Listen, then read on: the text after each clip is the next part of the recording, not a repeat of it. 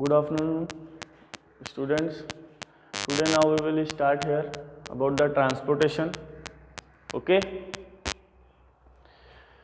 So let's start the chapter, and just we will learn about how the substance, whatever the body materials are there, how they are transported to our body all over the blood vessels and blood and whatever the food particles we eat, that also. So firstly we will start that human circulatory, the most important three things are there. Firstly, whatever the heart is there, and in that your blood vessel and the blood, these three things will be important. Okay, so now we will start here that firstly there is heart. Okay, that is your human circulatory system.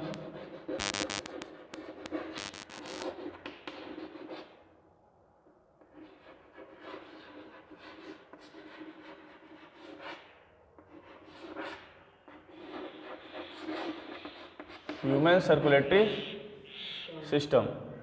In that what happen? The heart is there. Okay, and after that whatever the blood is pumped from the heart is goes to blood vessels. Understand?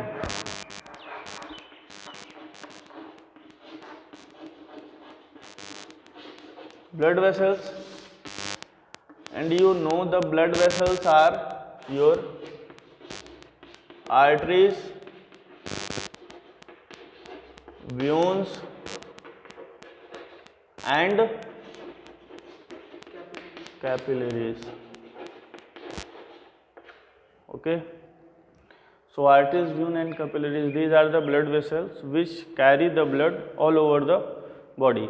चलो थोड़ा हिंदी में सुनते हैं.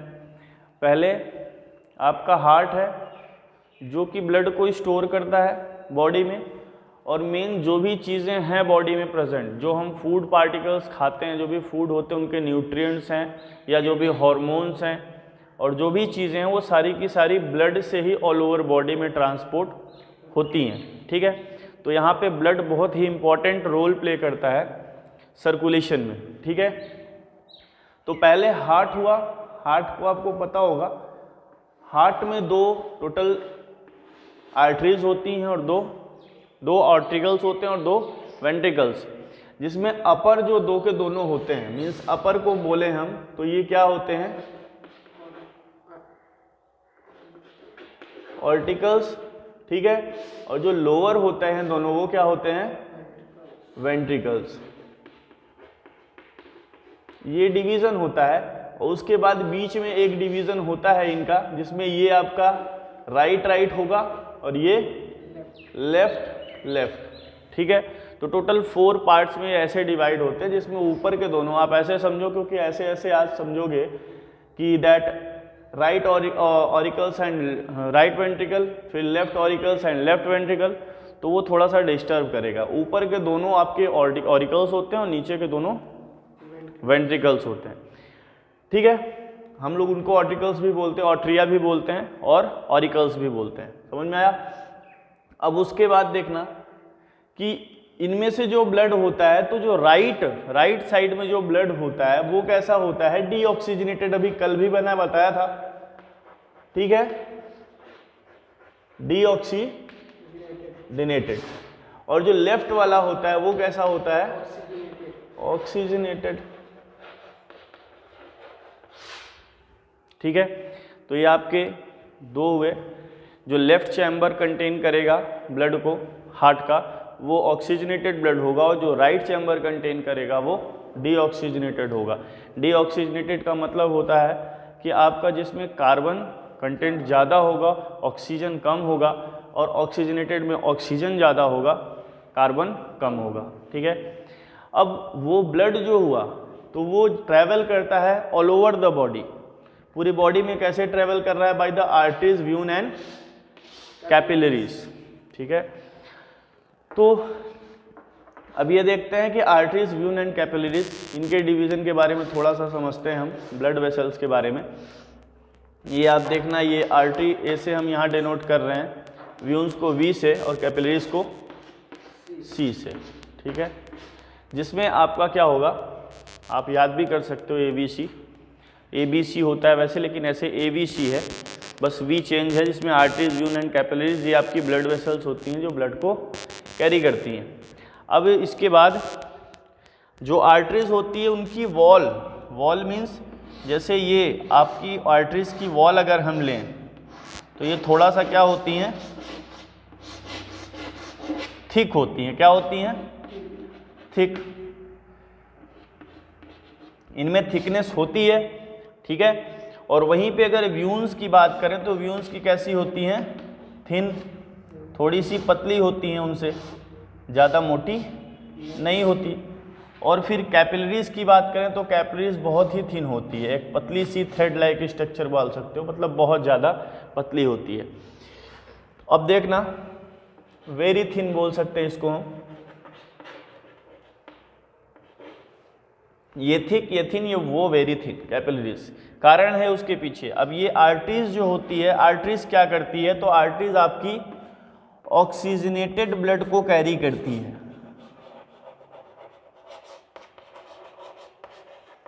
ठीक है।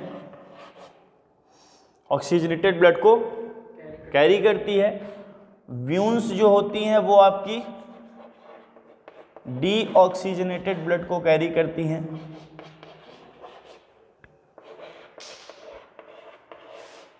ठीक है, ये दोनों मेन है, आर्टरीज और व्यून्स। आर्टरीज जो है आपकी वो ऑक्सीजनेटेड ब्लड को कैरी करेगी, और जो व्यून्स है वो आपकी डीऑक्सीजनेटेड ब्लड को कैरी करेंगी। और कैपिलरीज बीच में मीडिएटर का काम करती हैं। आप समझ सकते हो, जैसे ये आर्टरीज हो गई, ये व्यून्स हो गई, उन दोनों के बीच को ज्वाइन करने का काम करती हैं, ठीक है। आर्टरीज व्यून को दोनों को ज्वाइन करती है, बीच में सेंटर का काम करती है। कारण कि ये आर्टरीज जब ब्लड को ऑर्गन में ले जाती है, किसी ऑर्गन में, क्यों, ऑक्सीजनेटेड ब्लड ले गई किसी ऑर्गन में लेके गई, तो जैसे ही ऑर्गन, तो ऑर्गन बहुत सेंसिटिव होते हैं, थिकनेस होती है उसके अंदर, तो उसमें ऐसे डायरेक्टली थिक ब्लड वेसल्स पूरी जगह नहीं पहुंच पाएगी, वहाँ पे पतली की ज़रूरत पड़ती है, जो कि आपकी कैपिलरीज होती हैं। तो वो कैपिलरीज भी डिवाइड हो जाएगी और अंदर की तरफ सारे ब्लड को ले जाएगी, और वहाँ से जो भी फूड पार्टिकल्स में वेस्ट बचेगा, जो भी फूड पार्टिकल्स के एब्जॉर्प्शन के पास जो भी बचेगा, वो सारा का सारा waste in the form of carbon dioxide या डीऑक्सीजनेटेड ब्लड के रूप में वहाँ से वो व्यून्स बन के वापस ले आएगी। पहले आर्टरीज बन के ले जाएगी और व्यून्स बन के ले आएगी, और लेके आएगी तो कहाँ ले जाएगी? पहले हार्ट में, हार्ट से फिर कहाँ जाता है? लंग्स में, ठीक है, प्यूरिफिकेशन की है। तो बस, और एक चीज़ याद रखना है आपको, ये हुआ ऑक्सीजनेटेड ब्लड आर्टरीज का, डीऑक्सीजनेटेड ब्लड व्यून्स का। अब इसमें एक चीज़ आपको याद रखना है कि सिर्फ एक आर्टरीज होती है जो कि होती है पल्मोनरी। कौन सी? पल्मोनरी आर्टरी होती है जो कि क्या करती है? डीऑक्सीजनेटेड ब्लड कैरी करती है। कब? जब वो हार्ट में लेके जाती है ब्लड को प्यूरिफिकेशन के लिए, और वहाँ से लेके आती है, जैसे तो सारा का सारा बॉडी में डीऑक्सीजनेटेड होता है, ठीक है, व्यून्स का काम डीऑक्सीजनेटेड ब्लड को लेके आना है, लेकिन एक व्यून्स होती है जो कि हार्ट से ब्लड को कहाँ ले आती है, मतलब लंग से हार्ट में, लंग से हार्ट में लाती है, वो आपकी होती है पल्मोनरी व्यून्स, ठीक है। तो यहाँ पे बस इन दोनों का कंपैरिजन उल्टा हो जाता है, बस लंग से हार्ट वाले कंडीशन में। बाकी ऑल ओवर बॉडी में आर्टरीज ब्लड लेके जाती हैं पूरी बॉडी में, और बॉडी से ब्लड को ले आने का काम व्यून्स करती हैं, ठीक है। समझ में आया? डस्टर देना बेटा थोड़ा। ये आर्टरीज, व्यून और कैपिलरीज आपकी हो गई। अब थोड़ा सा हम लोग ब्लड को देख लेते हैं।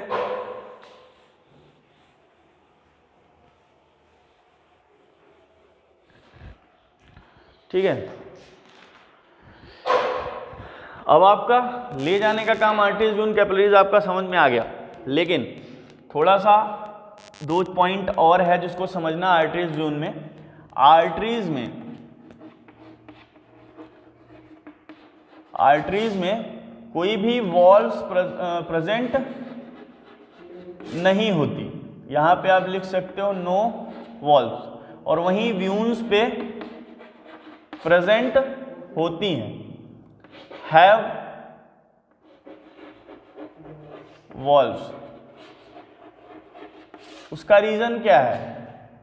इसका रीजन सुनना, उतना तो याद कर लेंगे, आर्टरीज में आपकी वॉल्व्स प्रेजेंट नहीं होती बल्कि व्यून्स में होती हैं। उसका एक रीजन है, क्योंकि आर्टरीज बॉडी में ब्लड को लेके जा रहा है, तो उसको कोई बैक फ्लो वाली कंडीशन नहीं है, वो ब्लड जा रहा है हार्ट टू बॉडी, ठीक है। लेकिन हर ऑर्गन से बॉडी को वापस, मतलब ब्लड को ले आना, काम किसका? व्यून्स का।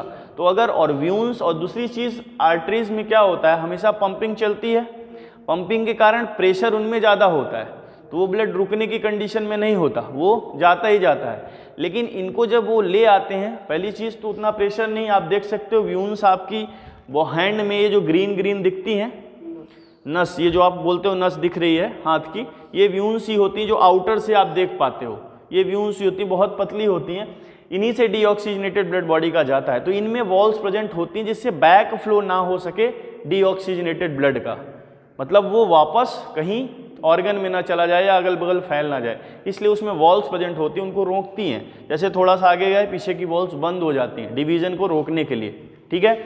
तो ये आपकी व्यून्स में होता है, बट आर्टरीज में नहीं होता। आर्टरीज में कोई बैक फ्लो नहीं होने की चांसेस हैं, बट व्यून्स में है, इसलिए वहाँ पे होता है। अब दूसरी चीज़ जो हम स्टार्ट करने वाले थे, ब्लड,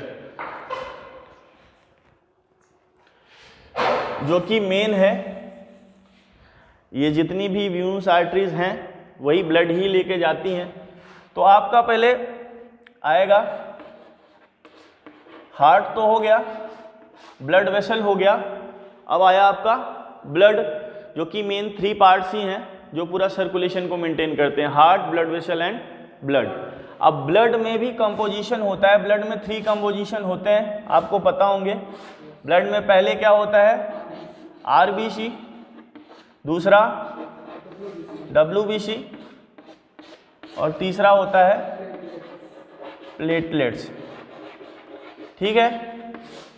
अब आरबीसी जो है, डब्ल्यूबीसी, ये आपका रेड ब्लड होता है, ठीक है, रेड ब्लड, रेड ब्लड होता है।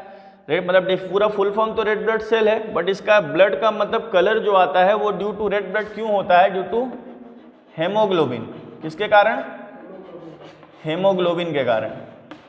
हेमोग्लोबिन जो आपका प्रेजेंट होता है, ये रेड पिगमेंट है जिसके कारण पूरा ब्लड जो है आपका रेड होता है। दूसरा आपका है डब्ल्यूबीसी। डब्ल्यूबीसी का क्या होता है? White blood cell.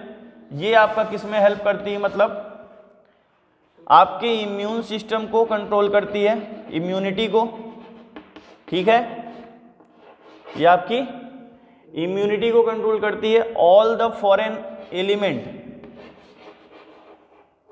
All the foreign agents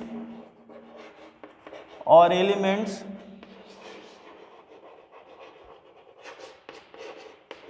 जो भी फॉरेन मतलब बाहर से आए हैं और that are not useful for us, जो हमको हार्म कर सकें, उनको ये क्या करती हैं? उनसे लड़ती हैं, उनको मारती हैं, डेड करती हैं, किल करती हैं, और हमारी बॉडी को प्रोटेक्ट करती है। तो ये मेन डब्ल्यूबीसी का काम क्या होता है? प्रोटेक्शन। क्या काम होता है? प्रोटेक्शन, ठीक है। अब लास्ट में आपका आता है प्लेटलेट्स। एक चीज़ और है बेटा, ये तो मेन कंपोनेंट है, आपका एक इधर और आएगा, क्या होता है? प्लाज्मा। क्या? प्लाज्मा। प्लाज्मा आपका क्या होता है? टोटल ब्लड के अंदर जो आप फ्लूइड देखते हो, पूरा लिक्विड पार्ट, वो क्या होता है? प्लाज्मा, जो कि 80% to 90% क्या होता है? वाटर। क्या? वाटर। फ्लूइड फॉर्म में वाटर होता है। फिर ये आरबीसी, डब्ल्यूबीसी और प्लेटलेट। अब प्लेटलेट पे आते हैं। प्लेटलेट्स क्या करते हैं? तो प्लेटलेट्स आपके ब्लड क्लॉटिंग में हेल्प करते हैं। किसमें? ब्लड क्लॉटिंग में हेल्प करते हैं। ब्लड क्लॉटिंग का मतलब समझना थोड़ा सा। ब्लड क्लॉटिंग जैसे आपको कभी चोट लग जाती है, आपके बॉडी से ब्लड निकलने लगता है, फ्लो होता है, आउटर फ्लो होता है, तो उस वक्त अगर वो बंद ना हो, चलता ही रहे, तो आप कल बॉडी में लॉस ऑफ ब्लड हो जाएगा, जिसके कारण दिक्कत हो सकती है। तो ये जो प्लेटलेट्स ब्लड के अंदर ही प्रेजेंट होते हैं, ये क्या करते हैं, वहाँ पे क्लॉट कर देते हैं। आप देखो वो ब्लड जम जाता है, थक्का जम जाता है। अंदर होना हानिकारक है, बट बॉडी के बाहर ना हो तो ब्लड फ्लो बंद नहीं होगा।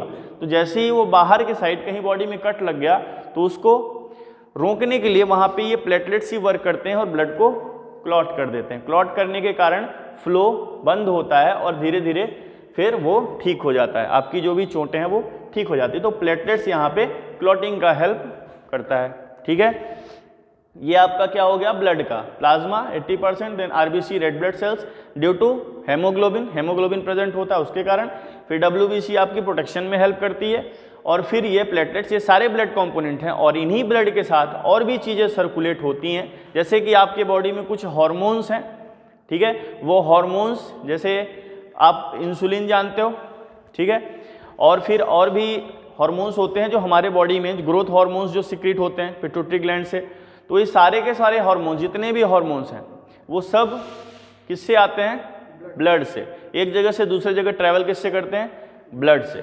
और फूड पार्टिकल, न्यूट्रिएंट जो आपकी, जैसे आपके मसल्स में कहीं क्रैम्प हुआ, कहीं चोट लगी या आपने एक्सरसाइज किया, वो ब्रेक डाउन हुई है, तो उसको रिपेयर करने के लिए वहाँ पे क्या जाएगा, कुछ जाएगा क्या, ब्लड ही हर जगह है। तो ब्लड ही ट्रांसपोर्ट, इसीलिए बोला भाई ट्रांसपोर्टेशन, ट्रांसपोर्टेशन सर्कुलेशन ब्लड कर रहा है। वहाँ पे जो भी न्यूट्रिएंट प्रेजेंट है उसको वो लेके जा रहा है, और लेके जाने के बाद वो उस पार्ट पे डायरेक्टली अटैक कर रहा है जिस पार्ट पे वो चीज़ डैमेज हुई है, और डायरेक्टली उसको रिपेयर कर रहा है। ठीक है, तो ये आपका हुआ क्या, ट्रांसपोर्टेशन, पूरा 2 पार्ट। उसके बाद और भी बॉडी में एक्सक्रीशन भी आता है ट्रांसपोर्टेशन के अंदर, जिसमें आप एक्सक्रीटरी करते हो, उसको हम कल पढ़ेंगे। Okay, so best of luck, good day, take care.